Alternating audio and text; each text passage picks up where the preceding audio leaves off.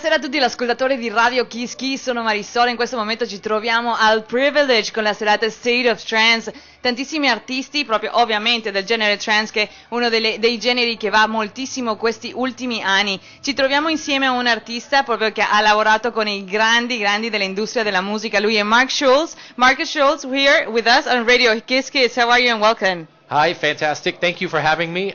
So looking forward to tonight's gig. So thank you guys so much. Perfect. You have just arrived to Privilege tonight. You're going to have your set. How many hours you're going to play? Oh, it's it's a festival set, so it's like power bang bang. It's an hour and a half.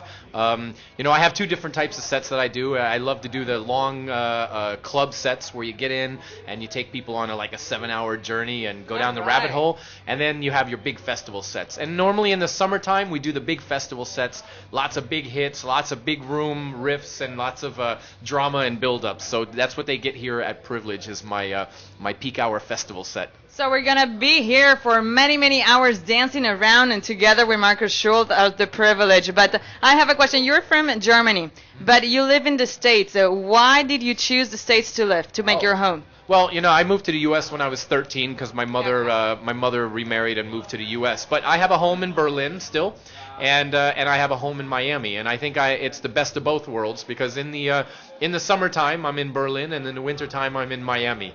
And I love both places. I mean, Miami is magical, and then there's nothing as cool and inspirational as Berlin. So I am very lucky that I'm living in both places. What about the crowd? What difference you can find between the European or Berlin crowd with the States crowd with the trance music? Well, for one, there's a new generation of clubbers in the U.S. I mean, everybody's been talking about it. There's this youth movement that you're seeing in the U.S., and that's totally different than what's happening in Europe. In Europe, you've got seasoned clubbers. They've been going to clubs for a long time. I wouldn't say they're jaded, but they've seen it, they've done it, and they're up for a good time. Whereas in the U.S., you see these kids seeing everything for the first time, and it's kind of exciting because you can see it in their eyes at big festivals and events. Oh yeah, they're seeing the lasers for the first time. They're seeing the stage shows and everything for the first time, and it is kind of exciting. So like I said, that's the big difference right now in the scene between the U.S. and in Europe.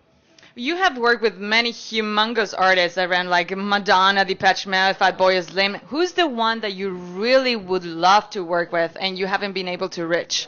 Well, you know what? I've worked with them, and that was a lot of fun. But I really pride myself on working with unknown. I love discovering new artists, and I think that for me that's more challenging and more rewarding. So I wish I could give you an answer that's like U2 or something like that. But at the end of the day, I prefer to work with unknown people and helping them achieve their dreams.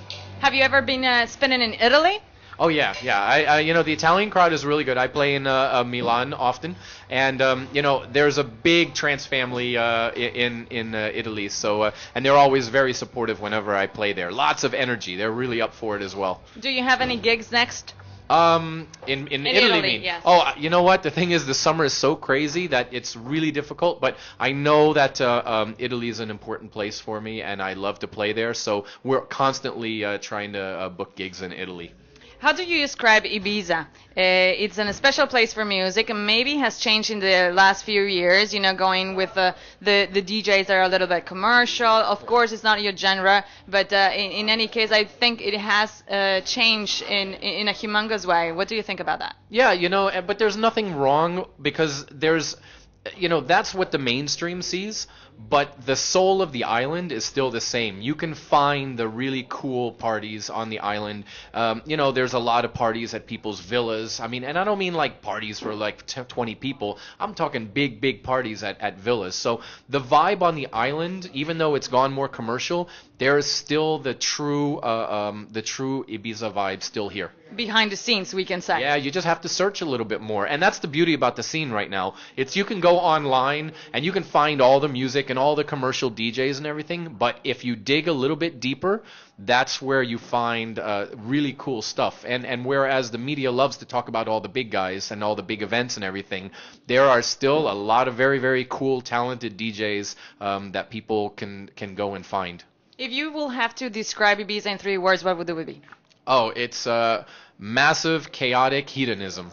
I love you. You're so much fun. This is Markus Shulz for Radio Kiss Kids here from Privilege. We're going to be super excited when you're going to start the spinning. One more time, we would like to ask you the very last question. For all the Italian young DJs that are trying to become a star like you are and many other of your colleagues in the trance generation, what is the advice? Because it's a difficult way also for Italy, you know?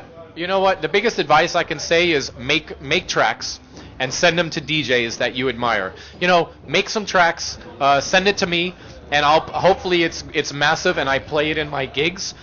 And then people from all over the world will discover you by being played in other people's sets, and then you grow from there. So I think that's the big thing, is be part of a circle of of a brand. And like I said, make tracks for me, send it to me, and I'll play them in my sets. So you're saying that maybe it's better to do a track that you think that it's a bomb. You send it around the DJs that you like, and they just pass it around. So there's absolutely maybe less need of the record label that will sign you for this, or no? No, for the long term, you need the label, because that's just to get started. But I don't think you should make tracks and send it to everybody. I think you make tracks for certain DJs, and then you become part of that little circle. For example, if you're really inspired by the Above and Beyond sound, or you're inspired by the Armin sound, or you're inspired by my sound, make tracks that fit that sound and send it to me, or Above and Beyond, or Armin, or Ferry, or send it to the guys, and then grow within their community.